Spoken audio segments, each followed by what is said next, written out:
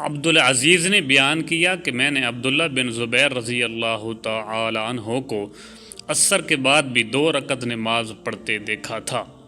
وہ بتاتے تھے کہ عائشہ رضی اللہ تعالی عنہا نے ان سے بیان کیا کہ رسول اللہ صلی اللہ علیہ وآلہ وسلم جب بھی ان کے گھر آتے عصر کے بعد تو یہ 2 رکعت ضرور پڑھتے تھے۔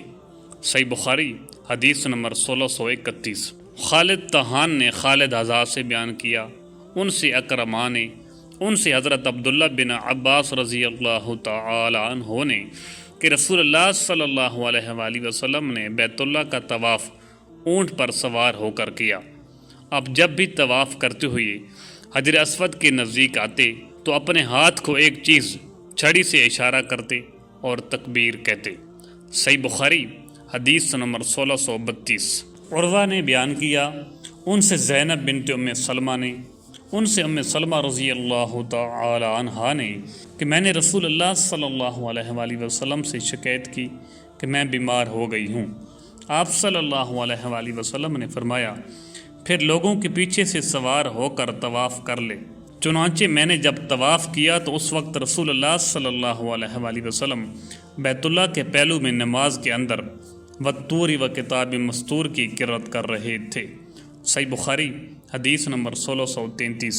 عبید اللہ عمری نے بیان کیا، ان سے نافع نے، ان سے حضرت عبداللہ بن عمر رضی اللہ تعالی عنہ نے بیان کیا کہ عباس بن عبد المطلب رضی اللہ تعالی عنہ نے رسول اللہ صلی اللہ علیہ وآلہ وسلم سے اپنے پانی زمزم کا حاجیوں کو پلانے کے لیے منا کے دنوں میں مکہ ٹھہرنے کی اجازت چاہی تو آپ صلی اللہ علیہ وآلہ وسلم نے ان کو اجازت دے دی۔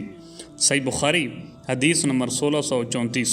خالد طحان نے خالد حذا سے بیان کیا، ان سے اکرمہ نے، ان سے ابن عباس رضی اللہ تعالی عنہ نے کہ رسول اللہ صلی اللہ علیہ وآلہ وسلم پانی پلانے کی جگہ زمزم کے پاس تشریف لائے اور پانی مانگا۔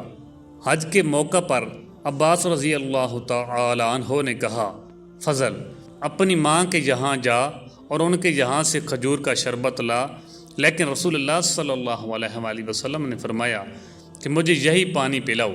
عباس رضی اللہ تعالی عنہ نے عرض کیا، یا رسول اللہ صلی اللہ علیہ وآلہ وسلم، ہر شخص اپنا ہاتھ اس میں ڈال دیتا ہے، اس کے باوجود رسول اللہ صلی اللہ علیہ وآلہ وسلم یہی کہتے رہے کہ مجھے یہی پانی پلاؤ۔ چنانچہ آپ نے پانی پیا، پھر زمزم کے قریب آئے، لوگ کنویں سے پانی کھینچ رہے تھے اور کام کر رہے تھے۔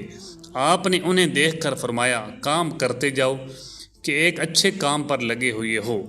پھر فرمایا، اگر یہ خیال نہ ہوتا کہ آئندہ لوگ تمہیں پریشان کر دیں گے تو میں بھی اترتا اور رسی اپنی اس پر رکھ لیتا۔